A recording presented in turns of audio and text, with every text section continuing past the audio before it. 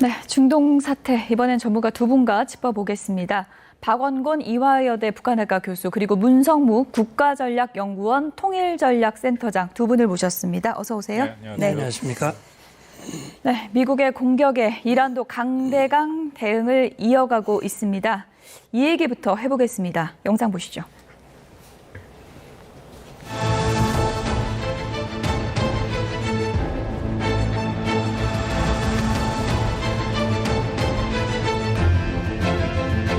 We don't want to come back every 5 years or every 10 years and do this. So we want to pick a president that's not going to be leading their country into a war. Their leadership is just rapidly going. Everybody that seems to want to be a leader, they end up dead. حتی تهدید کرد. گفت شماهای بعضیاتون که به ما پیغام داده بودید که اگر ما حمله بکنیم به ما میپیوندید، اگر به این شرایط نیاید ما لوتون میدیم. این نمیفهم.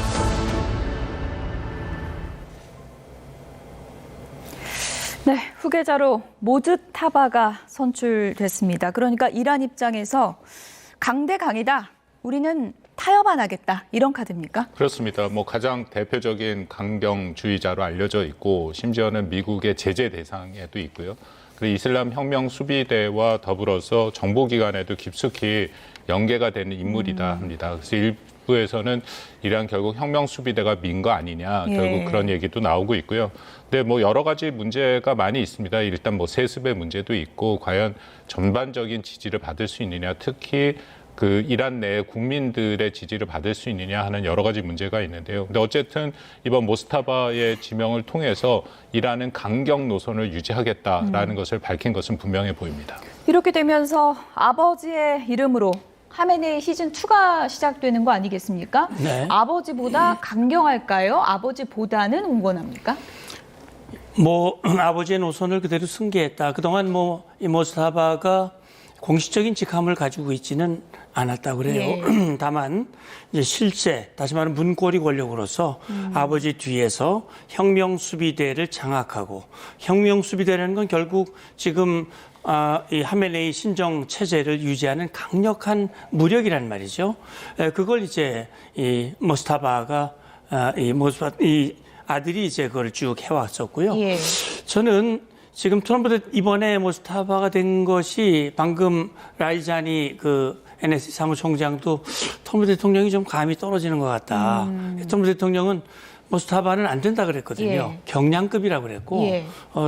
안 된다라고 했기 때문에 어떻게 보면 그 88인 전문가위원회에서 이렇게 아들을 선출한 것은 교수님 말씀대로 세습 문제라든지 아주 복잡한 문제가 많지만 예. 이 사람 말고는 지금 선택의 여지가 없다. 만약에 딴 사람을 선택하면 트럼프에게 결국 굴복한 결과가 될 것이고 이란이 지금 어려운 상황을 이끌어가기가 쉽지 않을 것이다.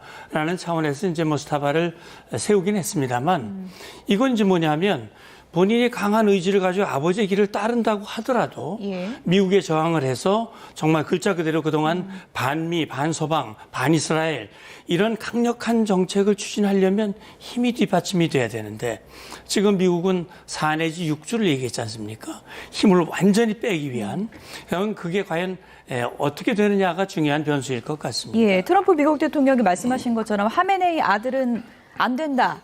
영어 단어로 unacceptable 이 단어까지 썼는데 보란 듯이 선출을 했단 말이죠. 이것도 또 어떻게 보면 좀 원인이 됐을까요? 이란 내부의 여러 가지 역동이 작동했다라고 판단이 됩니다. 예. 아까 말씀드린 것처럼 일단 이란 내부에서 가장 강경파고 그리고 사실은 권력의 한 축을 이루고 있는 이슬람 혁명 수비대가 이 모스타파를 밀고 있었다라는 것은 공공연한 비밀이고요. 또 88인의 그 임명된 전문가 그룹이라는 것이 사실 모스타파의 아버지 알리 하메네이가 사실상 임명했다 봐도 크게 문제는 없습니다. 예. 그렇기 때문에 어떻게 보면 하메네이의 뒤를 이은 이제 그런 형태로 세습이 된 거라고 판단이 되고요. 예. 근데 문제가 몇 가지가 있는 게 이렇게 되면 정통성의 문제가 계속 제기될 수밖에 없습니다. 어떤 부분에서요? 왜냐하면 예. 여기가 이란의 공식 명칭이 이란 이슬람 공화국이거든요. 예. 그러니까 말 그대로 공화국이란 같은 경우에는 세습이 되면 안 되는 것이고 세습이 이번이 처음입니까? 처음인 거죠. 그렇군요. 그러니까 호메이니, 하메네이, 그다음에 세 번째인데 호메이니는 하메네이라는 다른 인물, 세습이 아닌 친인척이 아닌 사람한테 준 거였고 예. 이번에는 바로 아들이 했으니까 세습이 된 거고요. 이게 문제가 심각하다고 말씀을 드리는 게 어쨌든 이란 내부의 사람들 같은 경우에는 이 이란 혁명이 79년에 이뤄지기 전에 팔레비 왕조가 있지 않았습니까? 그러니까 왕조를 무너뜨리고 공화국을 만들었다는 것은 이런 세습을 하지 않겠다라는 의미가 예. 있는데 그렇다면 정통성에 문제가 될 수밖에 없고요. 그리고 혁명수비대가 미르긴 했습니다만 이란의 권력 구조를 보면 혁명수비대가 있고 이런 성직자 그룹이 있고 또 하나는 관료 집단이 있습니다. 정보 예. 관료를 하는. 근데 과연 그 세 집단을 대표해서 갈 수 있을 것이냐. 그러면 앞으로의 이 전쟁 상황과도 연계가 돼 있습니다만 또 너무 강경파가 나선 거기 때문에 이런 부분에 대한 반발의 여지도 있고 가장 큰 거는 말씀드린 것처럼 이란 국민들이 그리고 예. 그간에 우리가 봐왔지 않습니까? 12월 1월 달에 대규모 그런 집회도 있었고 반정부 예. 집회가 있었는데 이런 모스타바라는 또 한 명의 강경한 인물을 내세운 거를 과연 이란의 대다수 국민들이 제대로 수용할 수 있을까 이런 것도 크게 도전 요인이다라고 생각합니다. 그러니까 세습에 대해서는 비판적일 수 있는데 또 일각에서는 상황이 특수하지 않냐. 아버지가 공습을 당했기 때문에 이런 상황에서는 또 받아들여질 수도 있지 않냐. 이런 또 분석도 있더라고요. 그러니까 아마 그런 것을 명분으로 삼겠죠. 예. 그리고 이미 하메네이는 순교자로 돼 있기 때문에 예. 순교를 한 사람의 입장에서 그 이후에 그 하메네이가 해왔던 정책을 계속 누가 가장 잘 받아들일 수 있느냐라는 그런 면에서 정당성과 명분을 계속 찾을 수는 있긴 하지만 여러 가지 측면에서의 도전 요인은 여전히 상존하고 예. 있다고 생각합니다. 어쨌든 트럼프 미국 대통령은 경량급이라고 하면서 아들 안 된다 했는데 보란 듯이 차남이 됐으면 트럼프 미국 대통령의 좀 스텝이 꼬인 겁니까? 어떻게 봐야 됩니까?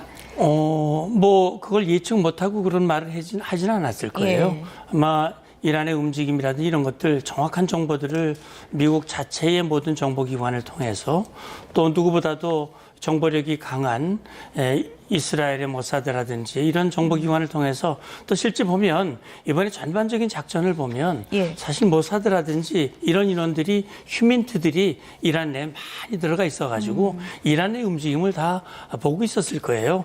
그러니까 아마도 결국은 지금 얘기했듯이 이란 현재 지도부의 선택은 결국 지금은 같이 배를 타고 있는 공동운명체고 이 권력을 그대로 장악하고 유지하려면 모스타바밖에는 없다. 그렇다고 개혁파로 주면 권력을 내놓는 거란 말이죠. 예. 그렇게 되면 자기들의 생명과 권력이 보장되지 않는 것이기 때문에 그렇게 될 것이라는 걸 트럼프가 아마 모르지는 않았을 거예요. 예. 그런데 어쨌든 지금 중요한 것은 모스타바가 됐더라도 정말 아버지의 그 노선을 이어서 그걸 정말 현실화시킬 수 있는 그런 여건과 그 능력이 되는가 하는 것이고요. 그리고 지금 상황이 바뀌게 되면 그렇게 되면 혁명수비대의 힘도 많이 떨어지게 되고 그렇게 되면 혁명수비대와 함께하는 민병대의 제압 능력도 떨어지면 예. 지난 1, 2월 때 이 7만 명이 희생이 되고 이 정말 수그러들었던 물밑으로 들어갔던 이란 국민들의 그 저항 이런 것들이 다시 일어나지 말라는 보장이 없는 거거든요. 그렇게 되면 이전과 같이 할 수 없다면 예. 다시금 어떤 변화가 일어날 수도 있다라고 하는 것인데 그건 일단 좀 지켜봐야 될 것 같습니다. 예. 아들이 되는 걸 아버지도 원하진 않았다. 이런 얘기도 있더라고요. 네, 그렇더라고요. 예. 지금 방금 말씀하셨듯이 이게 이제 정통성이거든요. 팔레비 왕조를 무너뜨리고 우리는 적어도 그렇게 세습 왕조, 팔레비 왕조 체제 같이 세습하는 거 그런 거 안 한다. 우리는 정말 공화제로서 이게 이제 이슬람 공화제지만 적어도 그렇게는 하지 않겠다라고 하는데 세습 체제를 유지하는 나라가 이제 없지 않습니까? 요 가까운 데 있습니다. 북에 예. 있는데 아마 이게 힌트를 줬는지는 모르겠어요.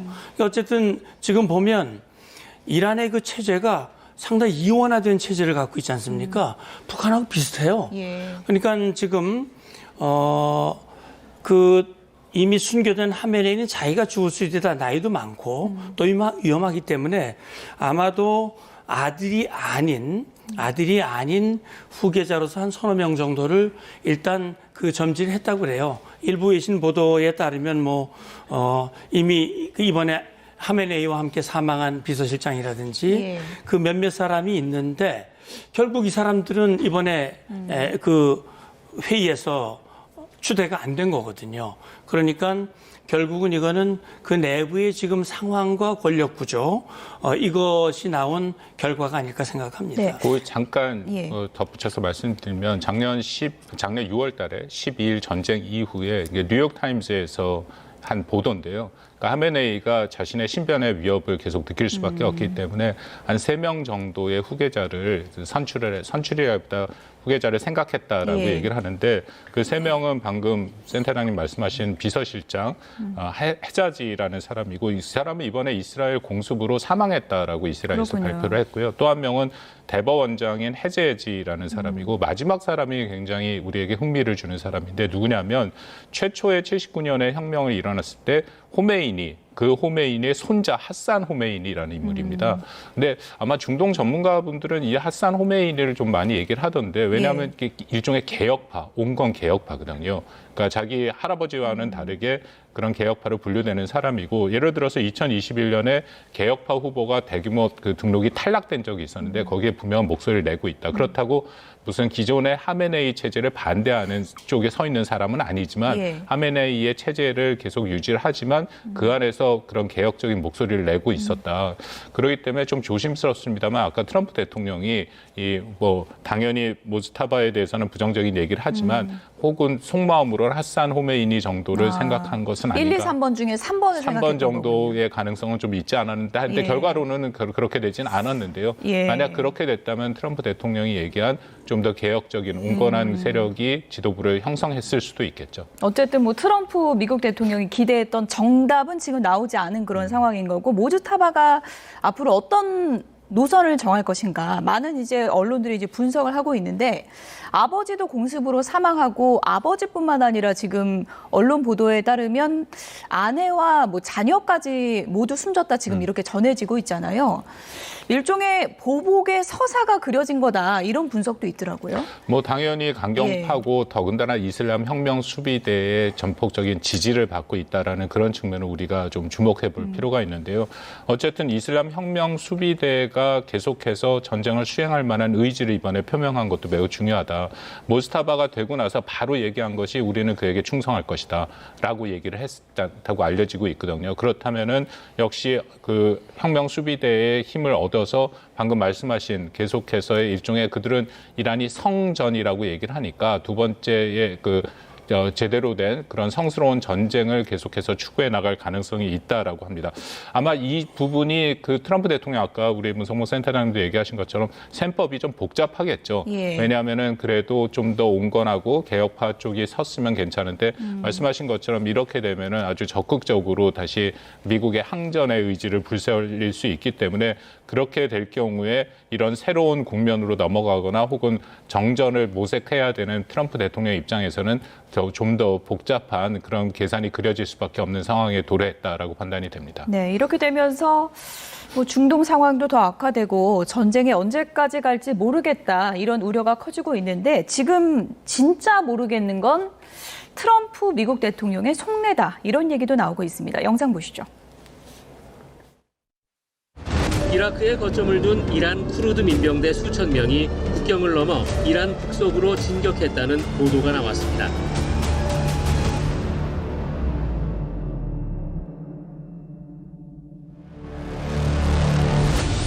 We're not looking to the Kurds going in. We're very friendly with the Kurds, as you know, but we don't want to make the war any more complex than it already is. No, roll that out. We don't want. Yeah, I approve of that. I don't want the Kurds going in. I don't want to see the Kurds get hurt, get killed. We've had a good relation. They're willing to go in, but I've told them I don't want them to go in.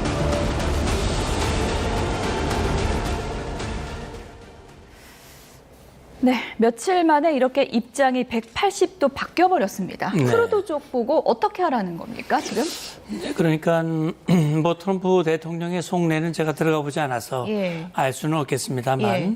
아마 트럼프 대통령은 최대한 짧은 시간 내에 이란을 완전히 제압을 하고 그렇게 해서 중동 내에서 그동안 미국을 적대하고 이스라엘을 적대하고 서방을 적대하고 평화를 파괴하고 테러를 지원하고 이런 세력들을 제압을 해서 정말 진정한 중동의 평화를 가져올 수 있으면 베스트다. 네. 그렇다면 호르무즈 해협에 대한 위협도 없어지는 것이고 그동안 뭐 이란이 계속 지원해가지고 헤즈볼라라든지 하마스라든지 후티 반군, 이라크 민병대 이런 것들이 그 정말 중동 내에서 상당히 복잡한 그렇게 해서 미국 발표로 말하면 미국 국민을 1000명을 희생시킨 그런 이 세력이다라고 하는 것인데 어쨌든 그것이 짧은 시간 내에 싹 해결이 되면 예. 최고겠죠. 근데 그걸 빨리 해결하는 데 있어서 쿠르드가 도움이 될 거로 생각을 한 거예요. 그러니까 북부 지역에서 이라크 쪽에 있는 민병대를 투입을 시키면 이란의 힘을 분열을 시키고 이 주의와 힘을 분열을 시켜서 예. 그러면 내부의 장악력이 떨어지게 되고 예. 그렇다면 미국이 원하는 상황이 올 수도 있다라는 계산에서 처음에는 투르족 하는 거에 대해서 아주 훌륭하다, 동의한다, 예. 뭐 이런 식의 발언을 했었거든요. 회의를 통해서 결정한 그렇죠. 거겠죠. 이제 그렇게 네. 했는데 아마도 우리는 잘 모르지만 또 뭐 구체적으로 보도가 나온 건 없습니다만 아마 그렇게 됐을 때 굉장히 복잡한 그런 양상으로 전개가 될 수 있다. 다시 말하면 이 충돌이 빨리 끝나야 되는데 예. 오히려 충돌이 더 확대가 되고 더 길어질 수 있다라고 하는 그런 복잡한 조언들 그런 제기들이 아마 제기됐을 겁니다. 그래서 트럼프 대통령의 말 그대로 얘기하면 예. 지금으로도 충분히 복잡하다. 그런데 또 이렇게 복잡한 게 들어오는 거 원치 않는다. 그럼 다만 그 얘기한 걸 보면 크루드족이 들어가길 원하는 걸 자기가 막은 거다. 뭐 이렇게 지금 얘기를 한 거란 말이죠. 네. 그래서 어떤 게 정확한 건지는 알 수는 없지만 어쨌든 지금 상황 변화에 따라서 트럼프 대통령의 말과 또 이런 그 행동들이 조금씩 달라지는 것 같습니다. 시시각각 달라지고 네. 있는데 어쨌든 지금 현재로서는 개입하지 않았으면 좋겠다는 게 이제 트럼프 미국 대통령의 공식 입장인 건데 벌써부터 토사구팽이냐 뭐 이런 얘기까지 나오고 있더라고요. 제 판단에는 지상전이 시작돼서 전쟁이 장기화되는 것을 트럼프가 결코 원하지 않죠. 그러니까 트럼프의 마지노선이라는 것은 끊임없이 얘기를 합니다만 대규모 지상군이 들어가서 전쟁이 계속해서 질질 끌려 들어가는 것은 결코 원하지 않는다. 이것은 어떻게 보면 트럼프 대통령의 신념 같은 거라서요. 예. 그 정치인이 되기 훨씬 이전부터 미국의 이라크 전쟁이나 아프간 전쟁 같은 거를 다 비판을 했습니다. 그래서 특히 그런 지상군을 집어넣어서 다른 국가의 그런 체제를 변환하는 영어로 regime change라는 것을 자기는 정말 어리석은 일이다라고 얘기를 했고요. 근데 이번에는 또 트럼프 대통령이 말을 바꿔서 뭐 체제 예. 전환의 얘기도 있긴 합니다만 예. 여전히 속내는 그런 그 장기간의 전쟁을 원치 않는다라는 것은 아주 분명해 보이고요. 그렇다면은 방금 문성무 센터장님이 얘기하셨지만 만약에 쿠르드족이 들어간다면 이건 이라크에 있는 쿠르드족, 뭐 이미 잘 많이 알려져 있습니다만 쿠르드족이 이란과 이라크, 시리아, 튀르키예에 나눠져 있지 않습니까? 그렇죠. 이란에 있는 그 이라크에 있는 쿠르드족이 일단은 진격을 한 상태가 되는 거고 그렇다면은 이란 내부의 쿠르드족이 또 한 10% 이란 전체 인구의 10% 정도에서 한 1000만 명 정도 됩니다. 적지 않은 숫자죠. 거기서 호응을 일으켜서 뭔가 북부 지역에 대해서 하나의 안전지대를 만드는 이제 그런 그림을 사실은 이스라엘이 좀 더 원하는 그림일 수도 있고요. 예. 이제 그런 그림을 그렸는데 트럼프 대통령은 만약에 그렇게 전쟁이 진전이 된다면 전개가 된다면 이거는 미국의 지상군이 또 들어가야 되는 상황까지 나오기 때문에 그것을 원하지 않았다. 그래서 처음에는 뭐 그것이 나쁘지 않다라고 얘기를 했는데 결국은 판단해 보니까 트럼프 대통령은 뭐 4주에서 6주 얘기를 하지 않습니까? 속내는 여전히 전쟁을 이런 식으로 공습을 통해서만 하고 끝낼 생각이 있기 때문에 예. 그런 지상전으로 끌려 들어가는 것을 아직 원치 않아서 나온 발언이다 그렇게 판단이 됩니다. 지상군 카드는 여전히 꺼리는 것 같다라고 이제 분석을 해주신 건데 지금 근데 이런 얘기가 나와요. 특수부대 넣는다. 네. 그래서 핵물질 그냥 직접 가져와 버린다. 이런 지금 안이 검토되고 있다고 하거든요. 예. 현실성이 있는 건가요? 지상군 투입을 원하지는 않지만 그렇다고 완전히 배제한 건 아니거든요. 그러니까 지금 이제 목표는 그거 아니겠습니까? 이란이 아무래도 저항 세력을 하고 또 반미 반서방 한다 하더라도 이게 이제 전쟁이라고 하는 것이 결국은 첫째는 의지고 두 번째는 능력이거든요. 예. 그러니까 의지가 아무리 강해도 능력이 뒷받침이 안 되면 이건 안 되는 거거든요. 그렇기 때문에 지금 미국 입장에서는 그래 모스타바가 됐어? 좋아. 뭐 그렇다 하더라도 예. 우리를 위협할 수 있는 그 능력 자체를 제거해버리면 뭐 괜찮아. 이런 생각을 가질 수도 있거든요. 그렇다면 가장 핵심은 핵입니다. 그렇죠. 그러니까 지금 400여 킬로그램이라고 그러죠. 60% 농축된 이게 조금만 시간이 되면 바로 핵무기화될 수 있는 농축우라늄 탄이 되기 때문에 근데 그게 어디 있느냐? 그걸 아마 추적을 하고 있겠죠. 근데 가장 유력한 장소를 이스파한이라고 얘기를 합니다. 이스파한에 있는 지하 그 갱도 지하 이 땅굴에 이게 지금 보관이 돼 있다라고 하는 얘기가 지금 나오고 있는데 그렇다면 이걸 이란이 순수히 내놔 그러면 내놓지는 않을 거란 말이죠. 그렇다면 결국은 그럴 경우에는 특수부대를 보내서 그걸 가져오는 방안 그것도 하나의 그 작전 옵션으로 생각하고 있는 것이 아니냐 이런 생각은 위험 요소는 많죠. 고농축 우라늄을 이렇게 가져올 수 있는 거예요? 그러니까 그런 부분이 여러 가지 한계가 있습니다. 그러니까 한 3가지 정도 한계가 있는데요. 이란이 IAEA 국제 원자력 기구의 그런 사찰을 안 받은 지 9개월 됐습니다. 그리고 정확하게 농축 우라늄이 어디에 있는지를 확보하기가 쉽지 않은 거고요. 두 번째는 방금 말씀한 안전 문제죠. 그것을 꺼내온다 하더라도 이것은 굉장히 잘못하다 보면 방사능 누출도 있을 수 있는 거기 때문에 안전하게 꺼내올 수 있느냐.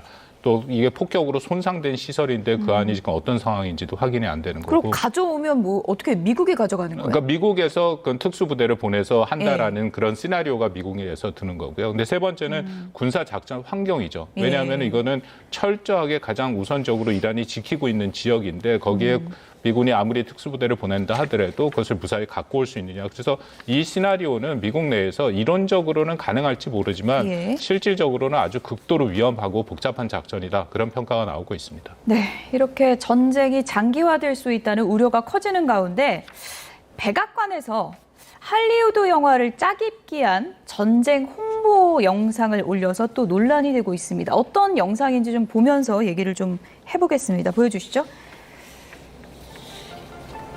Wake up, Daddy's home. Welcome. 네, 미국 백악관이 할리우드 영화를 짜깁기한 전쟁 홍보 영상을 소셜미디어 X 백악관 계정에 이렇게 올려서 논란이 되고 있습니다. 지금 영화 장면 보시는 게 아니고요. 백악관에 올라온 영상입니다. 미국식 정의라는 문구와 함께 42초 길이의 영상을 공개했는데요. 뭐 할리우드에 등장하는 뭐 아이언맨이라든지 탐 크루즈, 뭐 탑건 뭐 이런 지금 보시는 것처럼 전쟁 히어로를 등장시켰거든요. 어떻게 보면은 이게 실제 전쟁을 너무 뭐 영화시키는 건가 이런 논란도 좀 있는 것 같아요. 왜냐하면 미국 내에서 이 전쟁에 대한 정당성이 계속해서 문제가 제기가 되고 있습니다. 특히 민주당 같은 경우에는 처음에 전쟁을 시작하면서 트럼프 대통령이 이 임박한 위협, 이란이 미국에 임박한 위협을 부과하고 있다라고 얘기했는데 실질적으로 이란이 미국을 타격할 만한 능력은 없다라는 것은 정설같이 받아들여지는 거거든요. 그러니까 그런 상황이니까 어떻게든지 이런 홍보를 통해서 미국민의 지지를 받고자 한다. 그리고 여론조사를 보면 최근 여론조사를 종합한 거를 종합해서 말씀을 드리면 이 공격에 지지하는 퍼센테이지가 한 39% 정도 나오고요. 반대하는 표가 한 49% 정도 나옵니다. 그렇기 때문에 차이가 그렇게 크진 않지만 그래도 반대하는 목소리가 크다라는 것에 대해서 뭐 당연히 트럼프 대통령과 행정부에서는 부담을 갖고 있기 때문에 이런 영상을 만든 거라고 볼 수 있겠죠. 네, 아무래도 중간 선거 앞두고 저런 영상까지 올리는 거 보면은 좀 여론이 부담스러운 것 같긴 한데 미국의 한 역사학자가 이런 얘기까지 했어요. 가장 우려되는 시나리오가 국가 비상사태를 선포해서 중간 선거를 연기하거나 중단하는 시나리오다 이런 얘기까지 나왔거든요. 그 가능성은 어떻게 보세요? 그렇게 되지 말아야 되겠죠. 뭐 그건 미국을 다시 위대하게 하겠다라고 하는 트럼프 대통령의 말과는 굉장히 거리가 있는 것이거든요. 그러니까 중동의 평화를 가져오겠다고 하는 취지로 시작한 전쟁이 미국 내 평화를 깨뜨리고 비상사태까지 간다면 그건 오히려 지금 트럼프와 공화당에게도 좋은 시나리오는 아닐 것 같아요. 그렇기 때문에 지금 미국에서 계속 4주 내지 6주를 얘기하는 것은 어떤 그 안에 이란의 힘을 빼고 적어도 이란이 미국이 원하는 방향으로 이 태도를 바꾸도록 하기 위한 그런 노력을 아마 이스라엘과 함께 또 국제사회의 힘을 합칠 수 있다면 아마 그렇게 하려고 애쓰지 않을까 생각합니다. 네. 우리 한국의 입장에서 우려되는 부분도 있습니다. 중동 전쟁이 길어지면서 이런 부분을 많이 우려하고 있는데요. 어떤 부분인지 이 부분도 저희가 영상으로 잠시 좀 살펴보도록 하겠습니다. 매년 3월 시행되는 자유의 방패는 한미 연합군의 작전 수행 능력을 검증, 숙달하는 정례 훈련입니다. 주한미군의 핵심 방공 전력인 패트리엇은 이번 중동 사태 발생 뒤에도 반출 가능성이 꾸준히 제기돼 왔습니다. 수송기 이착륙 등 분주한 오산기지 상황이 한미 연합훈련인 자유의 방패 연습과 관련됐을 가능성도 있습니다.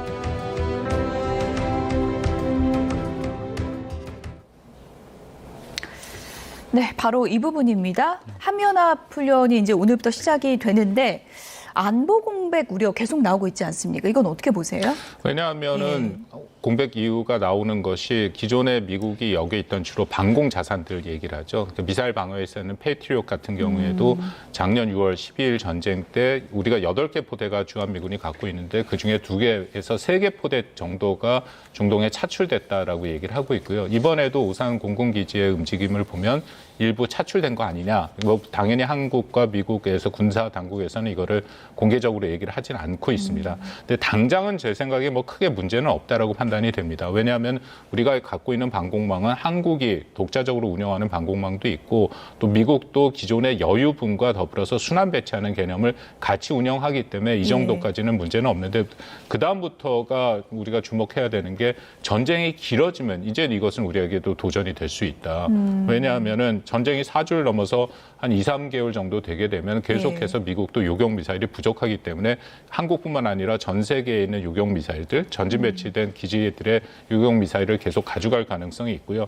또 한국이 갖고 이제 주한미군이 갖고 있는 주한미군 전술 지대지 미사일 에이테킴스라고 불리는 것들이 있는데 그것도 차출될 가능성이 있다. 그렇게 되면은 혹시라도 북한이 미국이 중동 전쟁 때문에 이런 한국에 대한 대비 태세가 약해지고 있다라고 하면 오판을 할 가능성도 있고 그 방공망이라는 것은 촘촘히 구성되는 것이 중요한데 그렇죠. 일부가 빠져나가게 되면 아무래도 거기에 대해서는 대비 태세가 약화될 수도 있다. 근데 단기적으로는 크게는 문제는 없어 보입니다. 4주 넘어가면 좀 우려되는 부분도 있을 것 같다라고 보고 싶은데 어떻게 생각하세요? 예, 그렇습니다. 이게 길어지면 결국 우리에게 미칠 영향이 없을 수가 없거든요. 이 중요한 것은 이제 관리하는 겁니다. 한미가 상황을 공동 인식을 하고 적어도 미국이 우리에게 제공하는 공약, 확고한 그 공약이 흔들리거나 공백이 생기지 않도록 하기 위한 그런 노력, 북한이 오판하지 않도록 하기 위해서 만약에 전력 일부가 간다면 대체 전력을 통해서 그 공백이 발생하지 않도록 하기 위한 모든 조치가